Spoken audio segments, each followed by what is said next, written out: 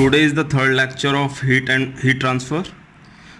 तो इसमें हम पढ़ेंगे कंडक्शन, और कंडक्शन की हम कुछ प्रॉब्लम सॉल्व करने वाले हैं। कंडक्शन के न्यूमेरिकल्स प्रीवियस ईयर्स के और मोस्ट प्रोबेबल प्रॉब्लम्स जो आ सकती हैं आईएएस, गेट और डिफरेंट पीएसयूज एग्जाम में, even CSIR, NET, JRF. Okay, तो now come to first problem. First problem क्या है हमारी? A composite hollow sphere with steady internal heating is made of two layers of material of equal thickness with thermal conductivities in the ratio of 1:2 for inner to outer layers. Ratio of inside to outside diameter is 0.08. What is the ratio of temperature drop across the inner and outer layers? Okay, तो सबसे पहले हम एक figure draw करते हैं composite होलोस्फीयर का, composite होलोस्फीयर का। ठीक है, एक होलोस्फीयर ये हो गया हमारा और आउटर ये हो गया। सॉरी अगर मेरा फिगर थोड़ा ख़राब बन गया है। ठीक है, एक ये हो गया, एक रेडियस ये हो गई इनर होलोस्फीयर की, इनर आउटर, और ये हो गई आउटर की आउटर वाली। ओके, तो एक होलोस्फीयर मेरा ये हुआ फर्स्ट, और सेकंड हुआ ये। हमें क्या दे रखा है?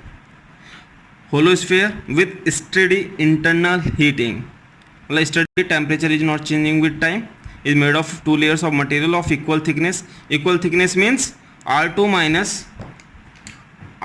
Minus R1 is equal to R3 minus R2। ये दे रखा है हमें, एक कंडीशन ये दे रखी है ऑलरेडी गिवन। सेकंड क्या दे रखा है? Thermal conductivities in the ratio of 1 and 2, मतलब K first upon K second is 1/2 for inner to outer layers. ठीक है, ratio of inside to outside diameter कितना दे रखा है हमें? 0.8 means D1 upon D2, D1 upon D3 inside and outside. D1 upon D3 को हम R1 अपॉन R3 भी लिख सकते हैं। कितना दे रखा है हमें? 0.8। इससे ये भी पता चल रहा है कि D1 is lesser than D3, obviously D1 is lesser than D3, और यू कैन से R1 is lesser than R3। ठीक है, आपको तीन कंडीशंस दे रखी हैं, और आपको स्टडी कंडीशन दे रखी है कि temperature is not changing with time. Okay, now C, we have to find the ratio of temperature drop across the inner and outer layers. Temperature drop means T2 minus T1 divided by T3 minus T2. तो आप होलोस्फीयर के लिए लिख लीजिए। होलोस्फीयर के लिए आपको पता है हीट फ्लो रेट कितना होता है? Capital Q is equal to delta T upon thermal resistance. Delta T here is 4 1 T1, 4 T2, 4 R2, T2, 4 R3, T3. Okay, तो here temperature T1 is greater than T2 is greater than T3 हमने मान लिया। तो यहाँ देखते हैं हम 4 first one क्या होगा? T1 minus T2 upon R2 minus R1 upon 4 pi k R1 R2। ये डिनोमिनेटर क्या है? थर्मल रेजिस्टेंस, और ये केस किसका है? हमारा फर्स्ट वन वाले का। ओके, सेकंड वाले में जितनी हीट इसमें फ्लो कर रही है उतनी हीट इसमें फ्लो करेगी। स्टडी स्टेट की कंडीशन है, temperature is not changing with time, amount of heat will remain same with radial distance. Okay, दूसरे में देखते हैं, इसका हुआ T2 minus T3 upon R3 minus R2 upon 4 pi k R1 R2 R3। Okay, now सी,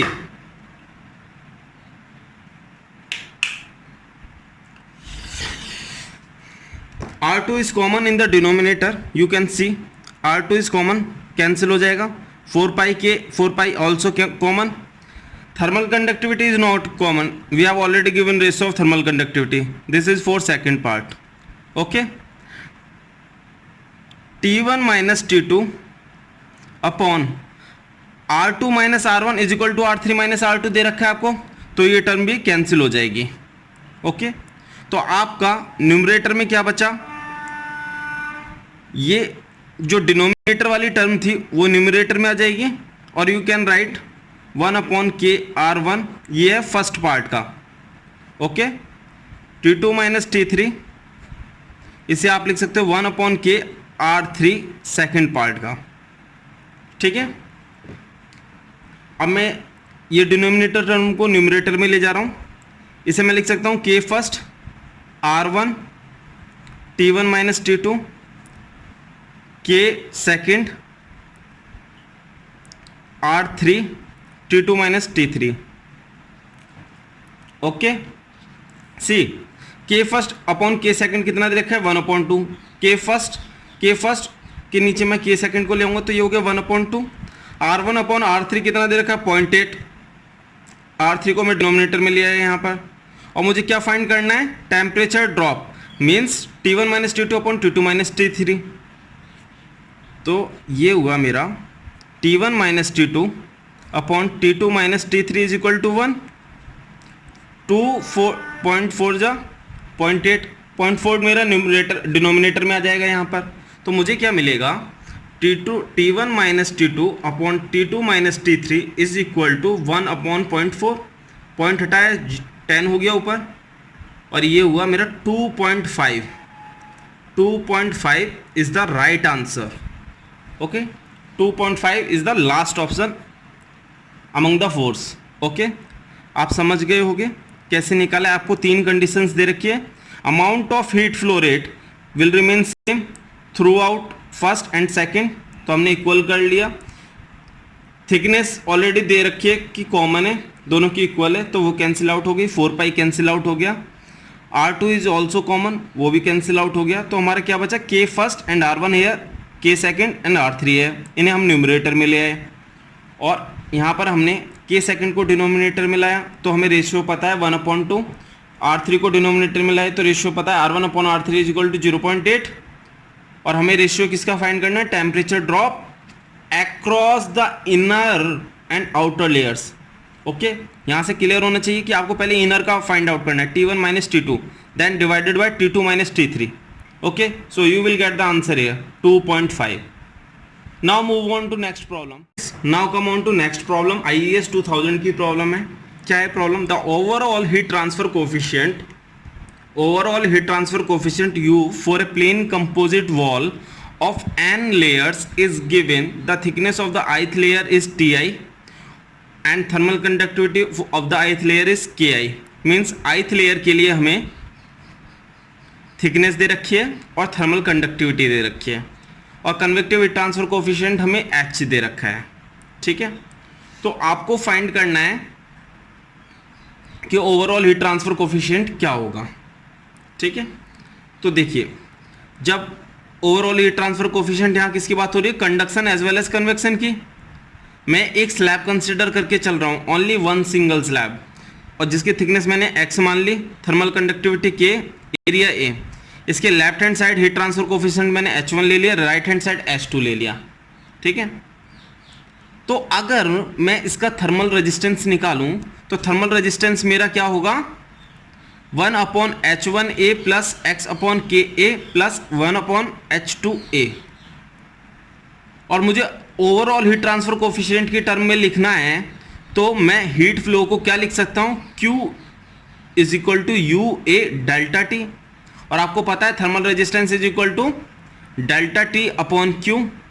तो यहाँ से आपको क्या मिल जाएगा, यहाँ से आपको मिला 1/UA total thermal resistance. Okay, तो मैं इसको इसके साथ कंपेयर करूँगा, तो यहाँ पर क्या मिल गया मुझे, 1/UA is equal to 1/H1A plus x/KA plus 1/H2A। Right, अब इस एरिया को मैं क्रॉस मल्टीप्लीकेशन करूंगा और सारे न्यूमरेटर से मल्टीप्लाई कर दूंगा, then I will get here 1/H1 plus x/K plus 1/H2। ये मुझे मिल गया प्लेन वॉल के केस में। ओके, तो मेरे ऑप्शंस देखिए माय डियर फ्रेंड्स, इसको और सिंप्लीफाई करता हूं मैं। u is equal to, u मैं इधर लेकर आया राइट हैंड साइड, और इस कंप्लीट टर्म को मैं डिनोमिनेटर में ले गया क्रॉस मल्टीप्लिकेशन में, then I will get here u is equal to 1/H1 plus x/K plus 1/H2, ये मिल गया मुझे for a single slab. Okay, now come to options. Options में देखते हैं 1 टर्म्स में u की वैल्यू कहाँ कहाँ दे रखी है। ये दो तो एलिमिनेट हो गए क्योंकि मेरा u कितना है यहाँ पर 1/H1 plus x/k plus 1/H2, तो मेरे ये दो ऑप्शंस तो एलिमिनेट हो गए। अब बचा ये ऑप्शन और ये ऑप्शन। तो माय डियर फ्रेंड्स, यहाँ पर देखिए आपका 1/H2 1/H1 प्लस x/k है, but in this answer third term of denominator केवल HN है, ये 1/H की फॉर्म में होना चाहिए था, इसलिए मेरा ऑप्शन ये सिमिलर है। क्योंकि अगर आप यहाँ पर n इज इक्वल टू 1 रखेंगे, n is equal to 1, you will get the same value of u in this equation, in this form. रख लेते हैं, चेक कर लेते हैं। यहाँ पर n इज इक्वल टू 1 रखने पे हमें क्या मिलेगा 1/H1, n is equal to 1 रखा तो 1 से 1, तो ये बचा T/K और यहाँ 1/HN H1। ठीक है, तो आपको इस तरह का ये फॉर्म मिल जाएगी। तो आपको बस कंपेयर करना है इस टाइप से और आपका आंसर बहुत इजीली निकल आएगा। माय डियर फ्रेंड, ये सिंगल स्लैब के लिए था, कंपोजिट सिंगल स्लैब। यहाँ पर कंपोजिट दे रखा है हमें क्वेश्चन में। अगर सपोज ये सिलेंडर के केस में होता, सिलेंडर होलो सिलेंडर, तो उसमें क्या होता है 2 सरफेसेस होती हैं हमारी, एक इनसाइड होती है, एक आउटसाइड होती है। तो वहाँ पर हमारा इनसाइड हीट ट्रांसफर कोफिशिएंट चलता है like this, Q is equal to U(I)A(I) delta T is equal to U0 A0 delta T, means here area is different with universal heat transfer coefficient, overall heat transfer coefficient. Here also area is different with overall heat transfer coefficient. तो यहाँ पर आपको 2 overall heat transfer coefficient मिलेंगे, एक inside surface के लिए, एक outside surface के लिए। सिमिलर केस स्फीयर में भी होगा। तो अगर उससे रिलेटेड क्वेश्चन आता है तो आप उसे भी इजीली सॉल्व कर सकते हो। अगर आपको न्यूमेरिकल वैल्यूज भी दी होती तो आप इजीली सॉल्व कर सकते हो। तो आपको कंसेप्ट बहुत क्लियर होना चाहिए। Concept is very important for solving any kind of problem. Now move on to next problem my dear friends. अभी हमने कंपोजिट वॉल के लिए ओवरऑल हीट ट्रांसफर कोफिशिएंट देखा था, उससे रिलेटेड क्वेश्चन था, तो हमने उसमें सिंगल वॉल लेकर कंसिडर किया था और overall heat transfer coefficient find out किया था। तो उस पर भी बेस्ड ये प्रॉब्लम है, IES 2001 में आ चुकी है। A flat plate has thickness 5 centimetre and thermal conductivity 1 watt per metre kelvin. Convective heat transfer coefficient STC means heat transfer coefficient on its 2 flat faces of 10 watt per meter square Kelvin and 20 watt per meter square Kelvin. The overall heat transfer coefficient for such a flat plate is, okay, तो first we draw a figure. This is your plane wall, ठीक है, thickness x हो गई, ये इधर heat transfer coefficient H1, इधर H2, thermal conductivity K, इतना आपको डाटा दे रखा है। डाटा देखते हैं, x इज इक्वल टू आपको कितना दे रखा है 5 centimetre, that is thickness, we can write 0.05 metre, thermal conductivity is 1 watt per metre kelvin, convective heat transfer coefficient H1 you have given 10 and H2 20। ठीक है, आपको overall heat transfer coefficient find out करना है। Area will remain same for all the surfaces, this surface and this surface also. Okay, now क्या हमने formula भी derive किया था, U is equal to 1/H1 plus x/k plus 1/H2, ये find किया था। अब इसमें वैल्यू रख देते हैं हम। 1/H1 कितना है 10, x कितना है 0.051 k, 1/H2, H2 here is 20.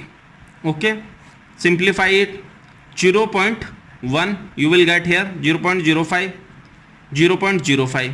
Okay, on addition of these two terms you will get 0.1, on addition of both you will get 0.2, 2 5s are 10, answer is 5 watt per meter square Kelvin, means this is your answer, this A option is your answer.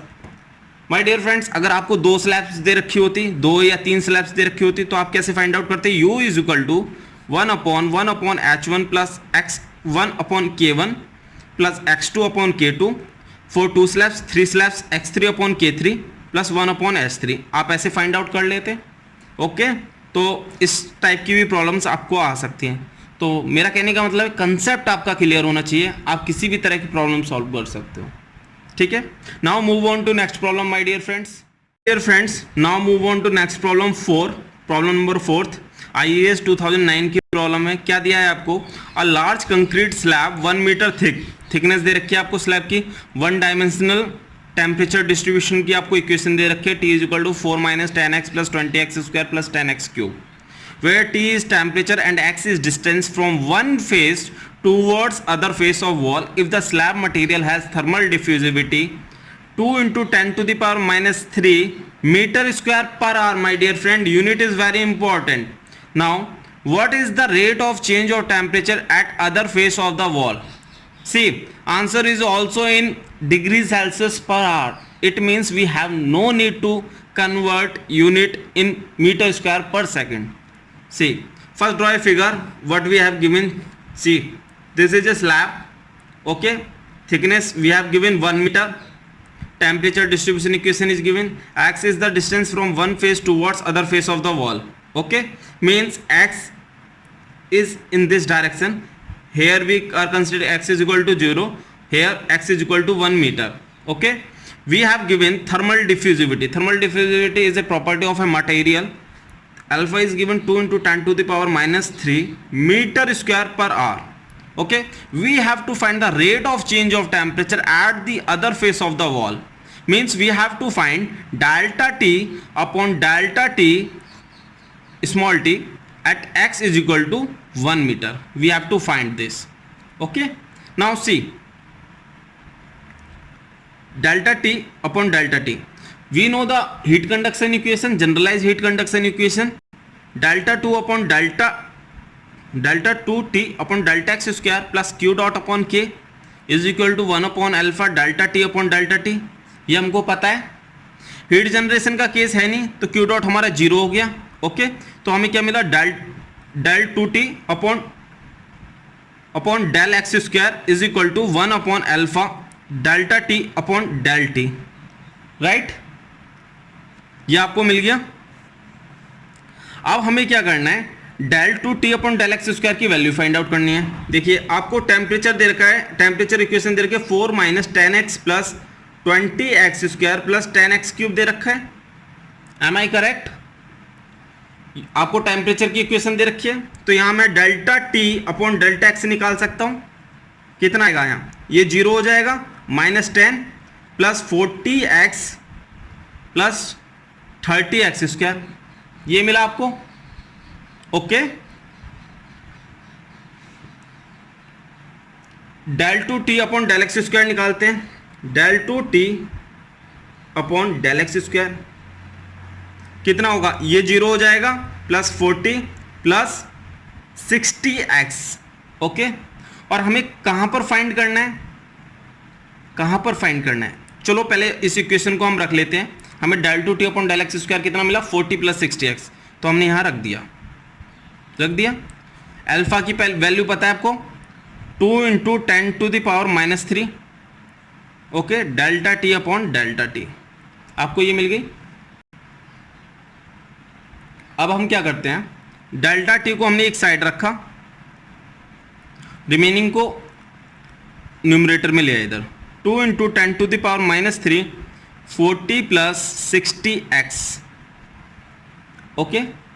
C, we have to find delta T upon delta T at x is equal to 1 meter, means at another face of the wall. तो हम क्या करते हैं? यहाँ पे delta T upon delta T x is equal to 1 रख देते हैं। सी, 1 रखने पे ये कितना होगा? 40 + 60 × 1 that is equal to 100 10⁻²। तो इट मीन्स ये हुआ आपका 2 × 10⁻⁻1 that is equal to 0.2 degree Celsius per hour. This is your answer, okay. तो ऑप्शन कौन सा राइट हुआ हमारा? Option B, okay. तो बहुत इजी प्रॉब्लम थी। आपको एक टेम्परेचर डिस्ट्रीब्यूशन की इक्वेशन दे रखी है, थर्मल डिफ्यूजिविटी की वैल्यू दे रखी है, और आपको rate of change of temperature find out करना है at the other face of the wall. IAS 2009 की प्रॉब्लम थी my dear friends. I hope आप सभी को समझ में आ गई होगी। Now move on to next problem. Now move on to problem number 5। IAS 1997 की प्रॉब्लम है, क्या कह रहा है? A steam pipe is covered with 2 layers of insulating material with the better insulating material forming the outer part. If the 2 layers are interchanged, the heat conducted will decrease, increase, remain affected, may increase or decrease depending upon the thickness of each layer. My dear friends, suppose आपको question में पहले ये case दे रखा है. Suppose ये steam pipe है, okay, ये आपको स्टीम पाइप दे रखा है और आपको ये फर्स्ट पार्ट हो गया, ये आपको सेकंड पार्ट हो गया इंसुलेशन का, के फर्स्ट के सेकंड, के फर्स्ट के सेकंड हो गया. आपको पहले ये दे रखा था कि के सेकंड इज ग्रेटर देन के first, means better insulating material forming the outer part, better insulating material में जिसकी थर्मल कंडक्टिविटी कम हो, तो के सेकंड इज लेसर देन के फर्स्ट, ये आपको दे रखा है. फिर आपसे क्या कह रहा है? If the 2 layers are interchange the heat conducted. अब क्या किया इन्होंने? अब इन्होंने इंटरचेंज कर दिया. अब सेकंड ये अंदर वाले को ले आए इंसुलेटिंग मटेरियल और फर्स्ट बाहर वाले को ले गए. तो my dear friends, heat transfer will decrease. Always remember, insulation having lower thermal conductivity is always placed on the inner side. Inner side place करेंगे तो पहले ही ट्रांसफर अमाउंट डिक्रीज हो गया. अगर thermal conductivity temperature maximum reduce हो गया. अगर हमने बेटर इंसुलेटिंग मटेरियल को अंदर लगाया तो टेम्परेचर ड्रॉप हमारा मैक्सिमम हो गया, जो कि हमारा पर्पस है. क्योंकि अगर हमारी स्टीम हीट ट्रांसफर करेगी तो उसका कंडेंसेशन हो जाएगा, जो कि हमारा अल्टीमेट पर्पस है नहीं. तो फॉर मैक्सिमम एनर्जी यूटिलाइजेशन के लिए हम बेटर इंसुलेटिंग मटेरियल को ऑलवेज इनसाइड प्लेस करते हैं, जिससे हीट ट्रांसफर अमाउंट डिक्रीज हो जाता है. जब यहाँ हीट ट्रांसफर अमाउंट डिक्रीज हो जाएगा तो नेक्स्ट लेयर को obviously come amount of heat transfer मिलेगा. ठीक है, तो answer is will decrease. Now move on to next problem, question number 6, IAS 1996 की problem. Heat transfer takes place according to which law? My dear friends, heat transfer always takes place in the direction of decreasing temperature gradient. Decreasing temperature gradient. Suppose this one is T1 and this is T2 and thermal conductivity is also constant. Temperature gradient is linear. Here suppose this is the distance x, or you can say thickness x, this is direction x. Heat transfer will take place in the direction of decreasing temperature gradient minus dt upon dx. Always remember. Okay, so answer is second law of thermodynamics. Second law of thermodynamics कहता है कि heat transfer takes place in the direction of decreasing temperature gradient. Okay, now move on to next problem, my dear friends. Now come to problem number 7th. आपको 2 parallel plates, आपको question कहते हैं 2 parallel plates are kept horizontally with small distance between them. The gap between them is filled with air. The upper one is maintained at higher temperature than lower one. The mode of heat transfer between them will be convection radiation, conduction convection radiation, conduction and radiation radiation only.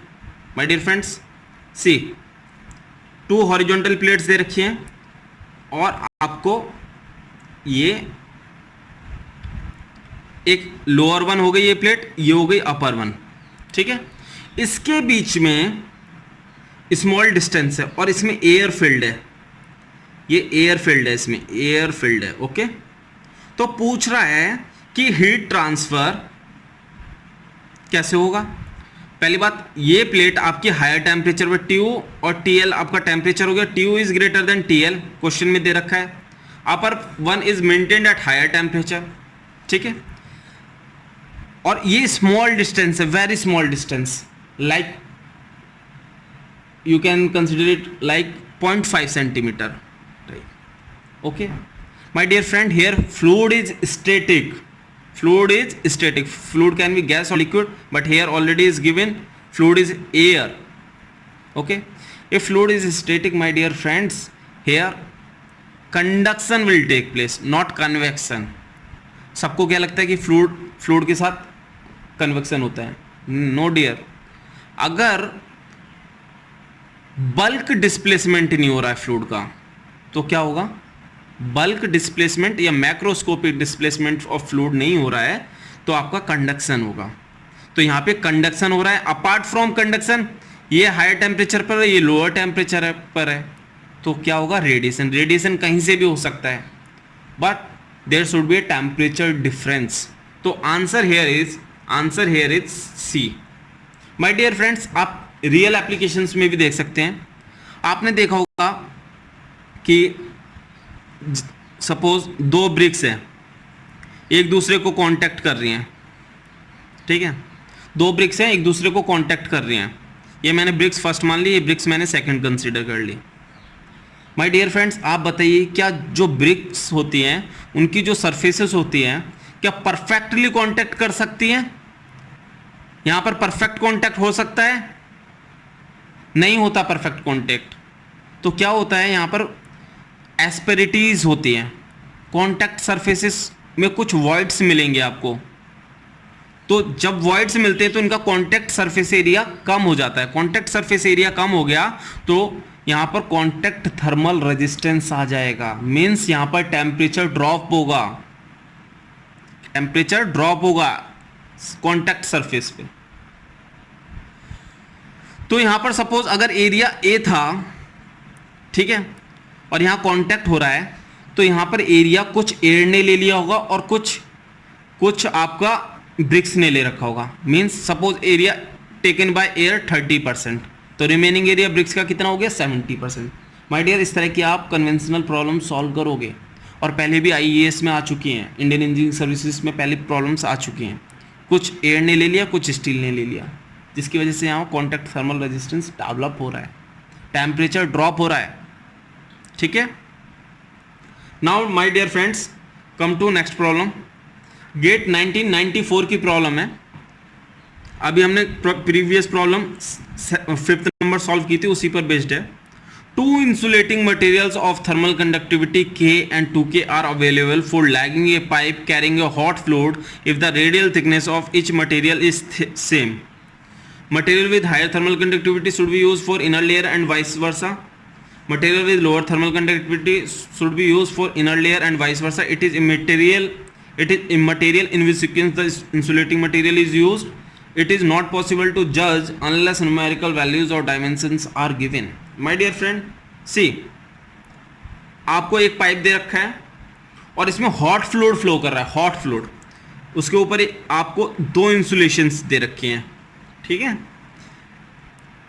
दो insulations दे रखे हैं, दो insulating materials हैं आपके पास, to insulating material, और thermal conductivity K and 2K। आपसे पूछ रहा है आप कौन सा पहले ही प्लेस करेंगे। मैंने अभी बताया था माय डियर फ्रेंड्स, हम हमेशा इनसाइड सरफेस पे लोअर थर्मल कंडक्टिविटी वाला प्लेस करते हैं। Means better insulation is always provided on the inside surface.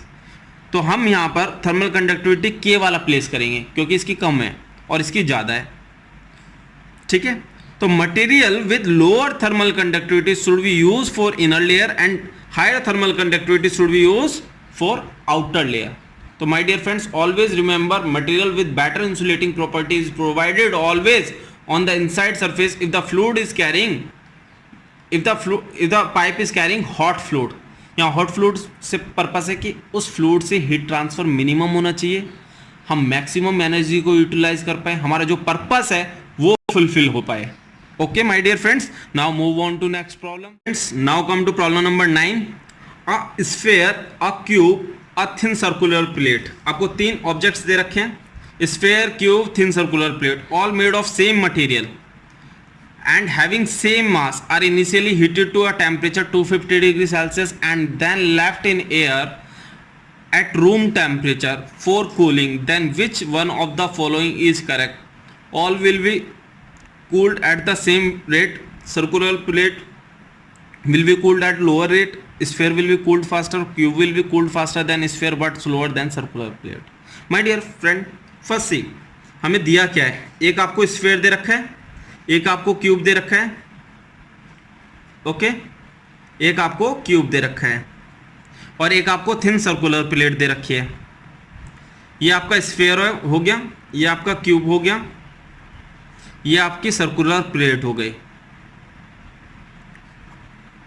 Okay, आपको क्या दे रखा है, सेम आपको मटेरियल दे रखा है, मटेरियल सेम है तो मतलब डेंसिटी भी रो हो गई तीनों की। मास सेम दे रखा है, तीनों का मास भी m दे रखा है। डेंसिटी इज इक्वल टू क्या होता है, मास अपॉन वॉल्यूम, और you can say volume is equal to density is equal to mass upon volume, तो volume is equal to mass upon density. Okay, volume is equal to mass upon density means volume is same of all three objects, sphere, cube, circular plate. Volume is same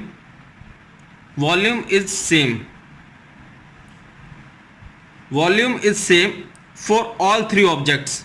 Volume same हो गया इन तीनों का my dear friends. For the same volume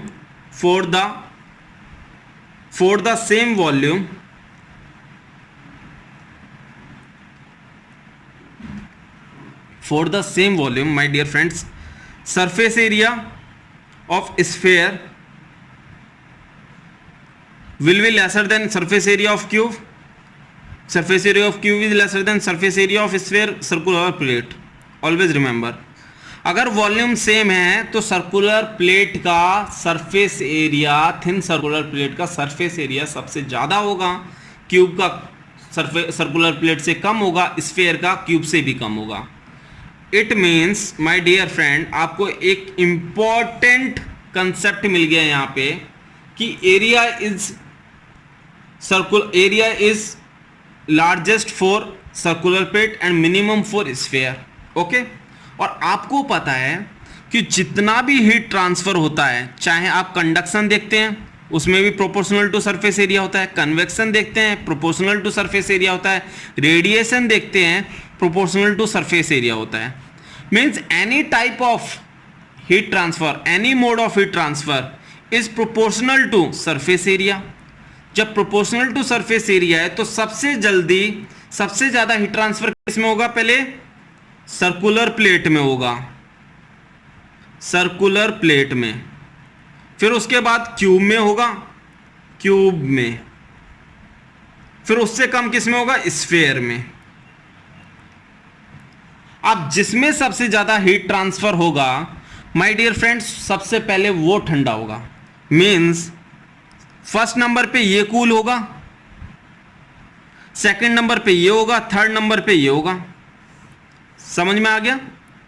cool कौन सा होगा, first पहले circular plate, second cube, third sphere, cooling sequence. तो my dear options देखते हैं। All will be cooled at the same rate? No. Circular plate will be cooled at lower rate? No. Sphere will be cooled faster? No.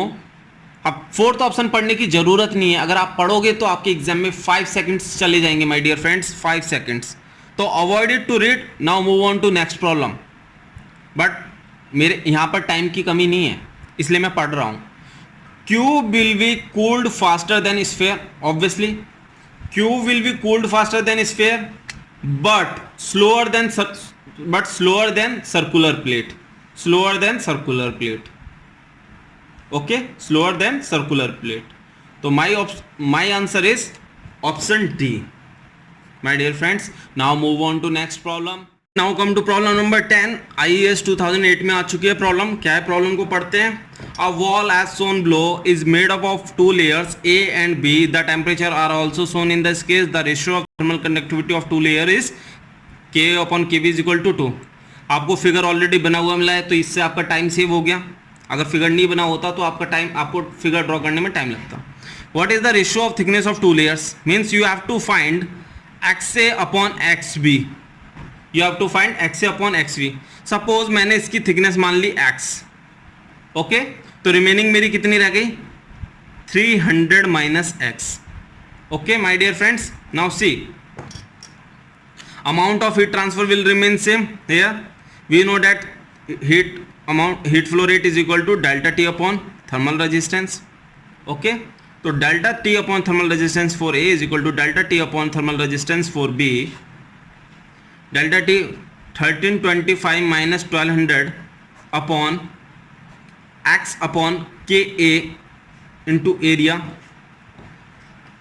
दूसरा pen use कर लेता हूँ, थोड़ा colourful लगेगा, colourful चीज़ें थोड़ी अच्छी लगती हैं। 1200 minus 25 upon 300 minus x, 300 minus x upon के बी इंटू ए।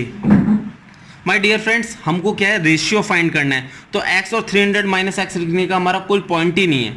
हम क्या करते हैं, इसे एक्स ए और एक्स बी लिखते हैं कंप्लीट को, तो हमें मिल जाएगा ratio of thickness of 2 layers. यहाँ 300 देना मीन्स हमें कंफ्यूज करने के लिए दिया गया है, इसे हमें टच नहीं करना है। सी 125 हो गया, 125 हो गया, और इस x को मैं x से लिख दे रहा हूँ। एरिया कॉमन था यहाँ पर, आप देख सकते हैं, तो एरिया से एरिया डिडक्ट हो गया, कैंसिल हो गया, ठीक है। X A upon K A, 1200 minus 25 that is equal to 1175। 300 minus X मत लिखिए, आप डायरेक्ट लिखिए X B, okay, X B upon के बी।